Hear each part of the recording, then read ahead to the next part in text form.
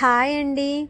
ఈరోజు వచ్చేసి మా ఆంధ్ర స్టైల్లో చేసేటటువంటి చికెన్ పిక్కిల్ చేస్తున్నానండి. 1 కేజీ చికెన్ తీసుకొచ్చానండి, మీడియం సైజు ముక్కలు. దీంట్లో బోన్స్ కూడా ఉన్నాయి. శుభ్రంగా కళాయిలో వేసి కడిగానండి. అదే కళాయి స్టవ్ ఆన్ చేసి పెట్టేశానండి. ఒక హాఫ్ స్పూన్ వచ్చేసి పసుపు వేసేసి దాంట్లో చికెన్లో ఉన్నటువంటి వాటర్ అంతా పోయేంత వరకు మనం ప్రాపర్గా కుక్ చేసుకోవాలండి. వాటర్ మొత్తం పోవాలి. అయితే మనం వేయించుకునేటప్పుడు ఎక్కువ బాగా మరీ ఫ్రైలాగా వేయించుకుంటే అండి ముక్కలు నవలటానికి కష్టం అవుతుందండి. ఒక 60% వేయించుకుంటే చాలండి. దీంట్లో ఆయిల్ అంతా పోయింది కదండి ముక్కల్లో. ఇప్పుడు నేను వేరే ప్యాన్ పెట్టేసి ఒక పావు కేజీ నూనె యాడ్ చేసుకున్నానండి. నూనె వేడైన తర్వాత మన ముక్కలు ఉన్నాయి కదండి, 2 బ్యాచెస్గా వేయించుకున్నానండి. మనం నూనె వేడైన తర్వాత ముందు సిమ్లో పెట్టుకొని ముక్కలు వేసుకోవాలండి, ఎందుకంటే ఒక్కసారి పేలుతాయి.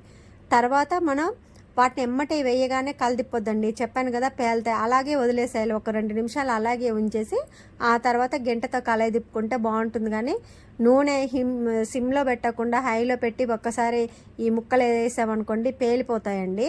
అందుకనే సిమ్లో పెట్టి నూనె వేడైన తర్వాత ముక్కలు వేసాక మనం మీడియంలో పెట్టి వేయించుకోవాలండి. ప్రతిసారి అలాగే చేయాలి. నేను 2 బ్యాచెస్గా చికెన్ ముక్కలు వేయించుకున్నానండి. ఇదే నూనెలో నేను స్టవ్ ఆఫ్ చేసేసి నూనె వేడిగా ఉన్నప్పుడే 2 స్పూన్ల అల్లం వెల్లుల్లి పేస్ట్ వేసానండి. ఆల్రెడీ స్టవ్ ఆఫ్ చేసే ఉంది, ఎందుకంటే ఈ వేడికి అల్లం వెల్లుల్లి పేస్టు ఉడుకుతుందండి, మ్యాగ్నెట్ అయిపోతుంది. తర్వాత 4 నిమ్మకాయలండి, నేను 5 చూపించా కానీ 4 సరిపోయాయండి. రసం పిండి పక్కా పెట్టుకున్నాను. ఇప్పుడు నూనె అల్లం వెల్లుల్లి పేస్ట్ వేసినటువంటిది చల్లారిపోయిందండి. ఆ కళాయిలోనే నేను చికెన్ ముక్కలు కూడా వేసుకున్నాను. కారం వచ్చేసి పావు కేజీ గ్లాస్కి తల కొట్టేసుకున్నానండి. ఉప్పు సరిపడా, మెంతిపిండి వచ్చేసి 1 స్పూన్ వేసుకున్నానండి. ఆవాల పిండి వచ్చేసి 2 స్పూన్లు వేసుకున్నాను. ఇదే కొలతలండి. ఇది బాగా కలదిప్పుకోవాలండి. ముక్కకి ఉప్పు కారం అన్నీ మనం వేసిన ఇంగ్రీడియంట్స్ అన్నీ పట్టాలండి.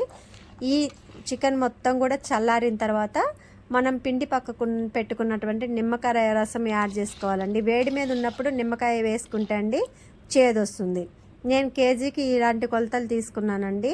నేను ఎప్పుడు ఎన్నిసార్లు పెట్టినా ఇలాగే పెడతాను, కానీ పొడి మసాలాలు అప్లై చేయనండి. మీరు కూడా ఒకసారి ఇలా ట్రై చేసి చూడండి. Thanks for watching.